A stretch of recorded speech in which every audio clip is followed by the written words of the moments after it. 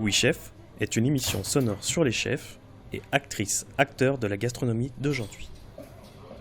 Salvatore, chef du café Méricourt Paris 11e, nous partage dans ce café chic et branché de la capitale une carte gourmande aux saveurs éclectiques.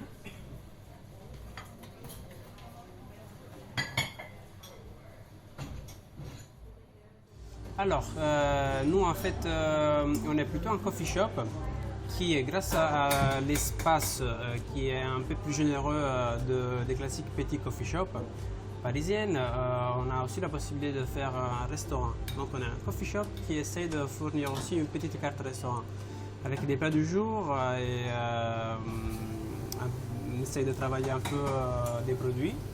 Donc voilà, Sakkione nous, c'est un coffee shop un peu plus travaillé et qui va vers le restaurant. Donc on essaie de faire les deux.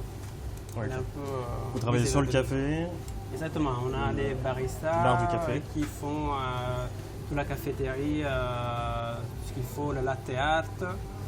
Et nous, de notre côté, en cuisine, on essaye de développer une belle carte qui s'éloigne du simple sandwich ou de la simple tartine. On a aussi la tartine, on a aussi les sandwichs. L'avocado toast bien connu. Mais au moins, pour exemple, sur notre tartine, on a une truite française qu'on travaille nous-mêmes. Elle arrive frais, on l'a fait gravlax. Et comme ça, on a quand même un produit travaillé pour nous-mêmes. On a nous les plaisirs de travailler un produit français et je pense aussi que c'est plus intéressant pour les clients avoir ça plutôt que le classique saumon fumé qu'on achète chez les fournisseurs ou plutôt qu'au supermarché. D'accord. C'est ça. Vous n'avez pas un concept un peu comme tous les coffee shops à Paris, la plupart en tout cas, je ne dis pas tous, mais un peu ilsi. Pas forcément, on dit ilsi. Ouais, on essaye quand même de viser à plus de monde possible. Donc on essaye de faire des trucs sans gluten, vegan, végétarienne, on a la viande pour qui aime la viande, on a les poissons pour qui aime les poissons, des trucs légers pour qui veut manger léger, et des plats du jour pour les clients qui sont du coin et ils viennent souvent et donc ils aiment bien changer. Donc c'est surtout pour les clients du coin qui ont fait des plats du jour.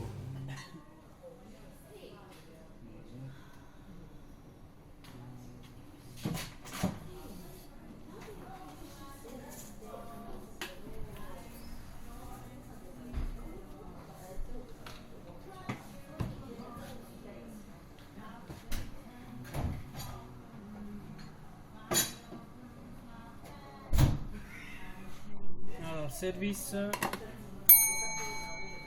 c'est pour monsieur là-bas, s'il te plaît.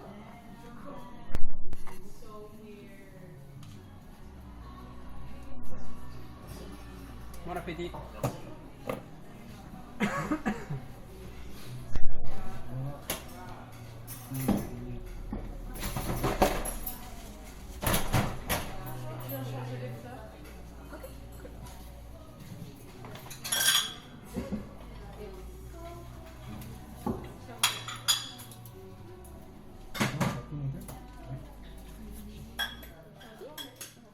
D'où vient un peu ton amour pour la cuisine et comment tu as commencé la cuisine? Belle question. Alors, ça que je peux te dire, c'est que moi j'ai commencé très petit, comme ça arrive assez souvent pour les gens de mon âge qui habitaient dans ma région, ou quand même au sud d'Italie. Moi j'ai eu la chance d'avoir une famille, c'était mon oncle qui avait une petite resto pizzeria. Et moi, j'ai commencé à passer les week-ends chez lui pour passer du temps avec mes cousins. Et comme ça, en même temps, j'étais dans le restaurant et je travaillais. Donc, je peux dire que j'ai commencé j'étais très petit, très tôt. Et c'était un jeu pour passer du temps avec mes cousins, mais c'est resté un peu dans mon sang, dans ma formation. Et donc, après cette expérience, j'ai commencé l'école hôtelière, qui en Italie, c'est un lycée. Ça dure 5 ans, comme un vrai lycée. Je suis sorti à 18 ans de l'école. Ouais, tu as fait un parcours complet de la... Attends, à partir de ça, de 13-14, j'ai commencé dans ce petit resto. Je me suis dit, pourquoi pas essayer, voilà. Donc bien sûr, quand tu étais jeune, tu penses pas que au boulot. Donc, mais quand même, pour je vais dire, si je pense à moi-même très jeune, c'était quand même pas mal d'avoir déjà ce réflexe-là de vouloir apprendre un métier très, très petit. Donc voilà, je peux dire, c'est né un peu par hasard, mais ça a continué. Je suis très content d'avoir poursuivi. Et tu es passé par quels établissements après l'école? Alors, moi, tu as commencé en Italie ou tu es J'ai venu commencé en Italie comme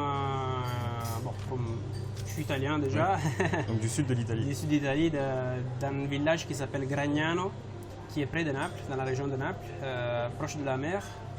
Et c'est un joli petit village qui est célèbre pour les pâtes. Je l'ai dit, je fais appel de sponsor pour ma vie. C'est bien, c'est bien. Et voilà, il y a un peu de travail dans la restauration, il y a un peu surtout sur la côte, il y a des auberges, des grands hôtels, des restaurants et tout ça. Et des produits de la mer aussi. On travaille sur la mer, bien sûr. On travaille un peu de tout parce que nous, on est vraiment au milieu de la montagne et la mer. C'est une région qui offre beaucoup de choses. Et du coup, j'ai commencé très jeune, après mon expérience chez mon oncle. Bien sûr, c'était un petit restaurant, donc je ne pouvais pas trop apprendre. J'ai commencé à travailler dans un hôtel qui était dans ma ville, ça s'appelle Hôtel Park, un truc comme ça, enfin, peu importe, qui faisait beaucoup de catering beaucoup de banqueting, catering pour l'été, des gens qui souhaitaient fêter un mariage, un truc comme ça. Et tout ce qui est privatisation. Exactement. On travaillait, je faisais des extras le week-end, matin, soir, ça dépend en fonction de nécessité. Et donc là, c'était un peu la deuxième expérience. Et après, petit à petit, j'ai continué les études parce qu'il fallait faire quand même, fallait finir les 5 années. Et après ces 5 années, avec des autres expériences en cuisine, j'ai quand même eu l'idée un peu bizarre de continuer les études et m'inscrire à la faculté d'économie. Oui, ça n'a rien à voir. Ça a quelque chose à voir parce que nous, au lycée hôtelière, on étudiait l'économie. Mais après, c'est vrai que c'était rien à voir. J'avais une petite bourse, donc la première année, c'était quand même gratuite. Donc c'était même aussi la possibilité de voir comment ça marchait, comment ça fonctionnait. J'avais un peu l'envie de continuer un peu, de me renseigner plus, de voir un peu le monde dans une façon différente. Donc j'ai pris cette décision. Mais je ne me suis pas diplômé enfin. Mais quand même, je suis content parce qu'avec cette opportunité, j'ai pu connaître des gens, j'ai fait des expériences. Grâce à l'Erasmus, la bourse Erasmus, j'ai fait un an à Nice qui m'a permis d'apprendre le français. C'est aussi pour ça peut-être que je suis là en ce moment à Paris maintenant. Et par contre, après l'expérience de Nice, je suis rentré chez moi, j'ai quitté la fac. Et j'ai commencé à essayer de voyager le plus possible. Donc après un moment, je suis allé travailler aux États-Unis, en Floride. Après, j'ai travaillé à Rome et après encore, j'ai travaillé à Malte. Ah oui, donc tu as beaucoup voyagé. J'ai un peu voyagé. Tout ça, c'était très concentré. C'était 3-4 ans de voyage. Et après Malte, j'ai décidé de venir à Paris. La vie m'a bien accueilli, c'était plutôt facile de trouver du bon job. Et voilà, donc c'est un peu le parcours de ma carrière, on va dire, de quand j'étais petit à maintenant. C'est comme ça que ça s'est développé. Ok, et donc là, c'est ton premier boulot sur Paris? Non, là, ça fait plus que 5 ans que je suis à Paris. D'accord. Et j'ai changé beaucoup de restaurants, j'ai fait un peu d'expérience. Au début, c'était pas trop... on va dire, simple de trouver le job de mes rêves. J'ai changé 2-3 restaurants où j'ai passé 1 mois, 2 mois. Oui, c'est souvent ce qu'on fait à Paris dans la restauration, mais il y a beaucoup de turnover. Exactement. Et après, j'ai trouvé un restaurant où j'ai eu des bonnes expériences, ça s'appelle les Manger, ça n'existe plus, c'était vendu. Et là, j'ai eu la possibilité de travailler avec plusieurs chefs qui changeaient souvent. Et donc, je dois dire d'être plutôt chanceux. Et là, j'ai pu travailler avec plein de chefs qui chacun a pu m'apprendre apporter des techniques, des produits, des façons de faire, façons de s'organiser. Voilà, là j'ai beaucoup appris avec ce restaurant-là. Et après encore, j'ai travaillé à l'Artisan Bar et j'ai passé plus ou moins un peu moins qu'un an là-bas. Et après, je suis venu ici. On a fait l'ouverture il y a presque 2 ans. Et depuis l'ouverture, je suis le chef de ce joli coffee shop qui s'appelle Café Méricourt. Ok, donc c'est une belle aventure en tout cas. Il y a plusieurs pays, plusieurs établissements. Exactement. Non, c'est chouette. Juste me mettre, si vous pouvez mettre ça dans une maquette plus petite, oui, avec une date.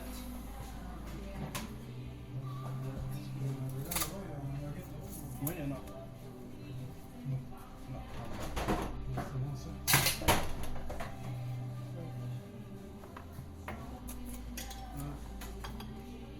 C'est quoi Tiron? Je vais rajouter ça dedans. Tiron. Ça?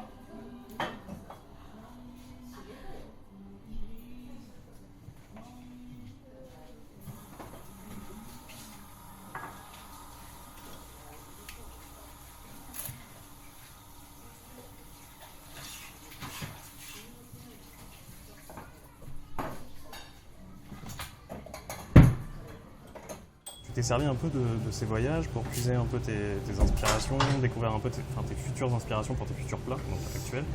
Et par exemple, je sais pas, des épices, tu m'as dit que tu avais travaillé aux États-Unis. C'est plutôt, ça m'a aidé à sortir un peu d'une mentalité un peu plus petite des petits restaurants du sud d'Italie, où quand même les produits que tu travaillais c'était toujours les mêmes, très concentrés sur les pâtes. Avec les voyages, j'ai commencé à comprendre qu'il y a tout un univers dehors de l'Italie sans jamais lâcher mes origines.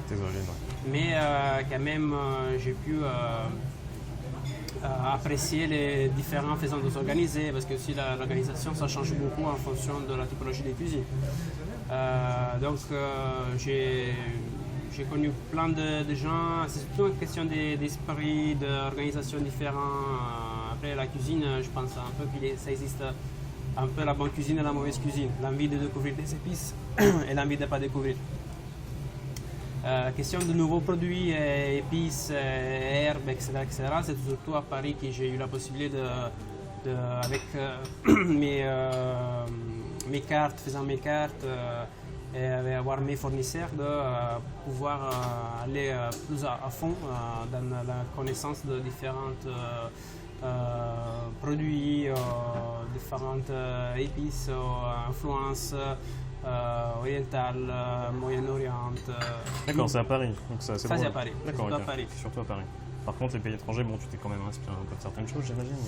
Mais... je dois dire qu'à Malte, je travaillais dans un restaurant qui avait beaucoup d'influence italienne, ouais, et aux États-Unis aussi. Donc, il y avait moins d'influence étrangère à la mienne.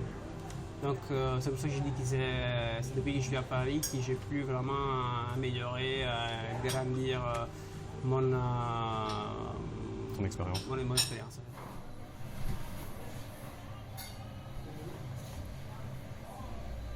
Hein? Oui, on va se...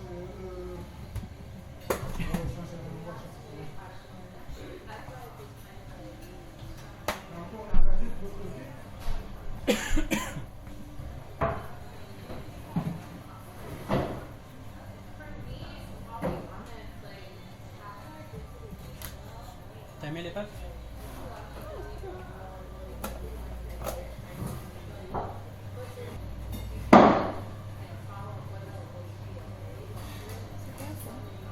C'est une confiture de myrtille.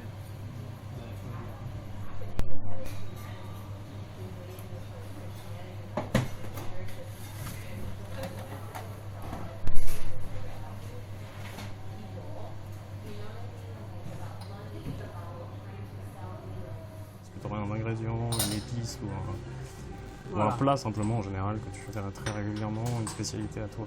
Bah, Toi, qu'est-ce que ce serait? sûrement il y a quelque chose, mais sur l'instant, Tu vois pas. j'ai des difficultés à te dire. Non, mais après ça peut être... Mais il y a 2-3 choses qui je fais peut être souvent plusieurs choses, Ouais, 2-3 choses que j'aime bien acheter parce que, par exemple, j'ai des bons contacts avec certains fournisseurs. Je sais qu'ils ont des produits très très bons. Donc c'est un peu, ça se répète un peu. Genre, j'ai un très bon burrata qui, par exemple, je commande toujours, même si ce n'est pas la carte, je m'en utilise pour des plats du jour. Et c'est un burrata qui vient du sud d'Italie, donc on revient à mes origines, le plaisir du fromage frais et tout, donc si je peux dire ça. Et sûrement il y a des choses, j'adore les gingembre, vraiment je pourrais les mettre un peu partout et on l'utilise beaucoup aussi dans notre cuisine.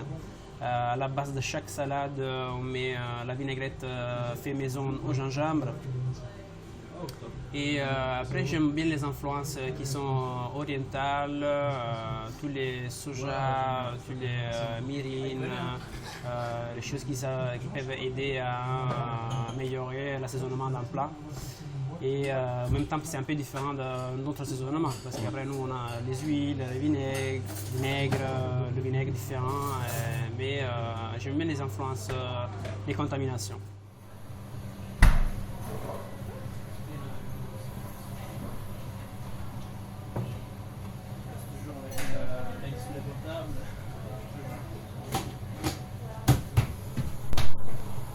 Mais nous, on est comme ça, nous, on est genre, on boit, on regarde, on se parle avec les gars et... Ouais, ouais. C'est vraiment proche, tu vois ce que tu veux dire. On fait pas les choses comme ça.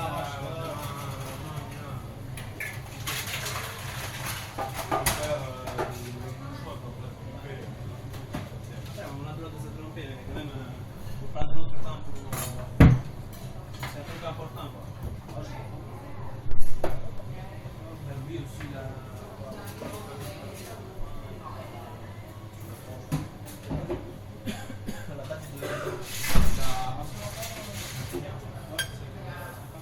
Et nous aussi, Café Méricourt, surtout grâce à notre propriétaire, on a beaucoup d'influence moyenne-orientale. Ouais, c'est ce que j'allais dire parce que j'ai regardé un peu la carte et c'est vrai que vous avez par exemple la chachouka. On a la shakshuka qui est Alors. notre plat principal, D'accord. le plus vendu depuis l'ouverture. On n'a jamais enlevé de la carte, on le demande toujours. Et oui, ça c'est... Donc ça c'est lié C'est un choix. au gérant ou au chef? Alors, la carte au début c'était fait dans la collaboration de nous deux. D'accord. Lui il m'a dit un peu, parce que lui en fait, il était déjà propriétaire d'un coffee shop où vous servez Le café Oberkampf. D'accord. Vous servez une petite carte avec des influences déjà moyen-orientales et il aimait bien, les clients, ça marchait bien, les clients étaient contents. Donc nous on a juste continué un peu sur ce côté, d'avoir oui les coffee shops avec les pancakes, la banana bread, etc., mais aussi la carte un peu inspirée à certaines choses, certains pays du Moyen-Orient, surtout Israël dans ce cas-là, qui pouvaient nous différencier un peu, je ne sais pas si ça se dit, des autres coffee Les shops. autres établissements. Et ouais, on a shakshuka, on a l'halloumi, on a des Un plat, épices. une soupe thaïlandaise aussi. Là, on a une soupe un peu asiatique dans En ce bouillon, cas-là. c'est ça. C'est du riz, c'est un plat inspiré à un plat qui est utilisé dans les petits déjeuners en Chine. D'accord. Et dans l'Orient en général, c'est un congee bowl. Et comme nous, on aime bien de pouvoir avoir différentes influences, on a aussi cette influence-là. On essaye de le faire à notre façon, pas copier quelque chose qui est, ça existe déjà, mais quand même l'inspiration, ça vient de ça. Bien sûr. Et du coup ici, donc tu travailles en tant que chef, tu essaies de travailler un peu les saveurs avec les saveurs de tes plats, tu essaies de les marier avec les saveurs du café par exemple, parce que ça reste quand même un coffee shop. Est-ce que tu essaies de travailler un peu ce lien entre le café, la torréfaction? D'ailleurs, c'est quelle maison de torréfaction que vous utilisez ici? On a la torréfaction de Belleville. La Belleville, d'accord. Et si je ne me trompe pas, on a notre propre blend D'accord. qui c'est exprès pour nous. Donc pour que tous les clients En fait, les cafés qu'ils goûtent ici, ils peuvent le goûter qu'ici. Il y a cette collaboration. Et sinon... Oui, donc les saveurs, le travail entre les saveurs.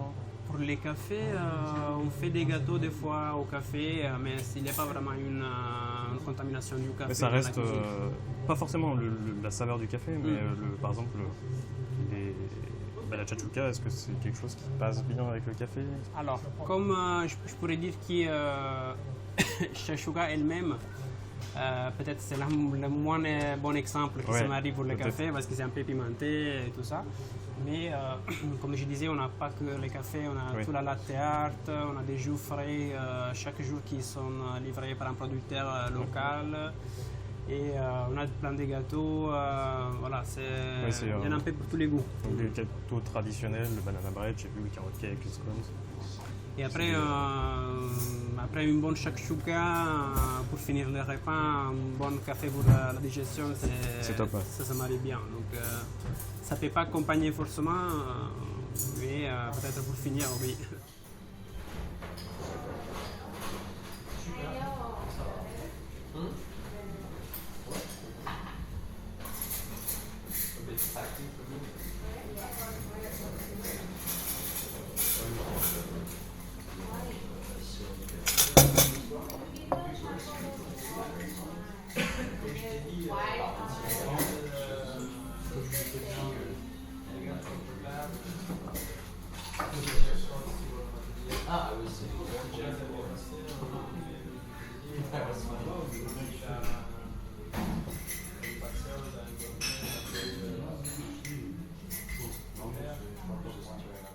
Et donc si toi un jour tu devais ouvrir ton coffee shop ou ton peut-être pas forcément un coffee shop, mais un restaurant, tu partirais sur quoi?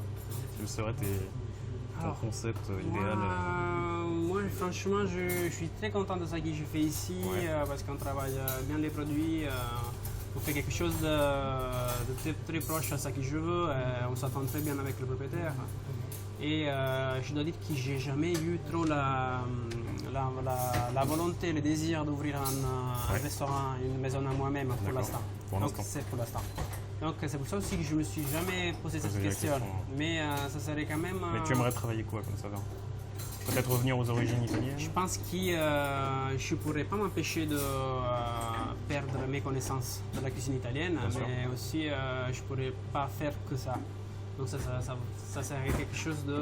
Fusion, une cuisine fusion. Alors, fusion, c'est pas une définition que j'aime pas trop, et parce que... je veux dire, utiliser un gingembre, ça ne veut pas dire forcément que tu fais de la cuisine chinoise ou asiatique en général. Donc, fusion, c'est quelque chose, mais c'est pas forcément une définition trop exacte. C'est une cuisine de contamination, travailler surtout sur les produits, sur les bons produits, sur des fournisseurs, des des produits produits de de saison. Locaux?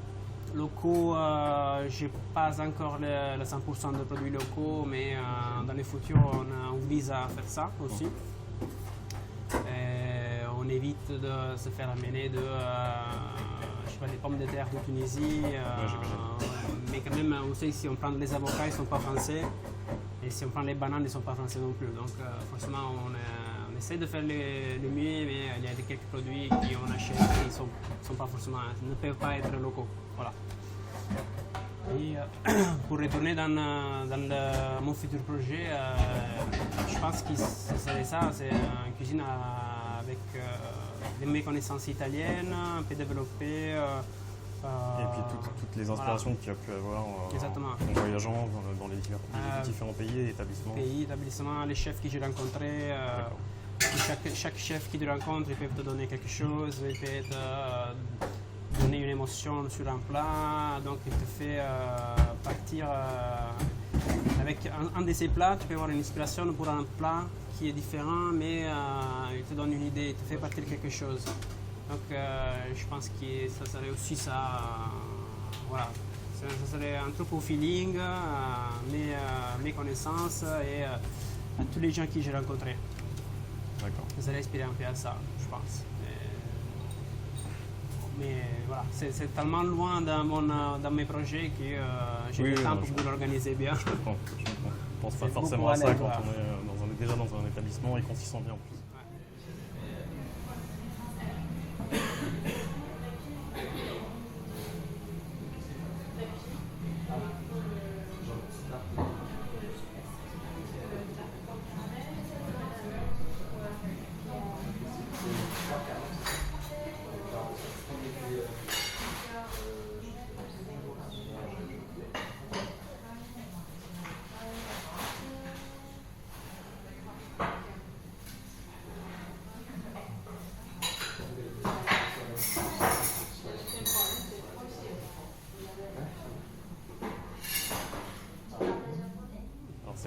question traditionnelle de l'émission.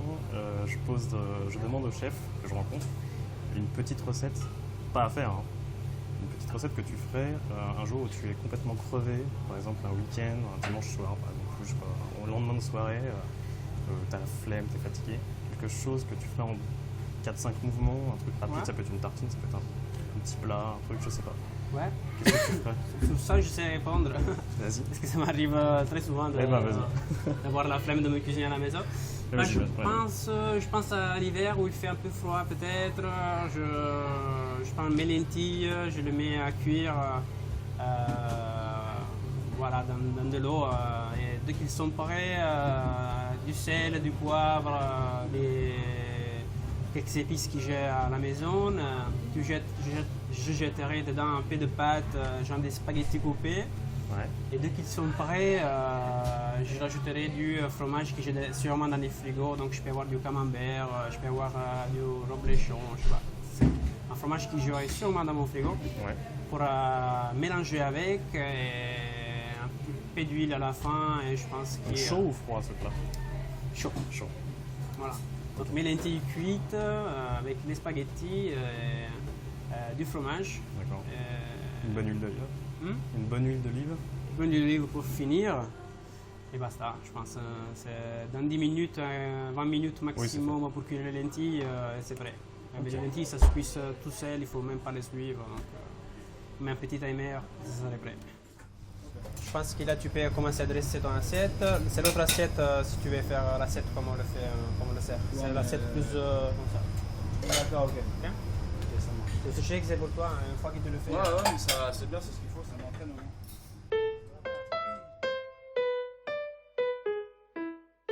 Merci d'avoir écouté Oui Chef. Si vous souhaitez suivre ce podcast et le faire découvrir autour de vous, n'hésitez pas à vous abonner sur les différentes plateformes d'écoute et au compte Twitter de l'émission. Je suis en recherche permanente de chefs et acteurs de la gastronomie. Si vous souhaitez participer au podcast, vous pouvez m'envoyer un mail à wichef, OUIECHEF, @gmail.com. Merci.